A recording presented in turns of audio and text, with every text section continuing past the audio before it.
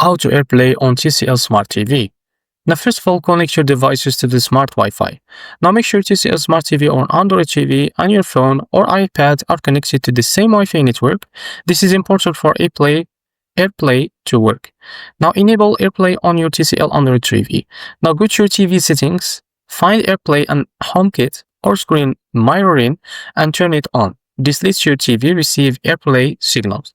Now, open the control center on your iPhone or iPad and swipe down from the top right corner or swipe up from the bottom on the older devices to open control center. Now select screen mirroring. So tap the screen mirroring or AirPlay icon. You will see a list of available devices. Now choose your TCL or Android TV. So find your TV name on the list and tap on it, and your phone screen will appear on your TV.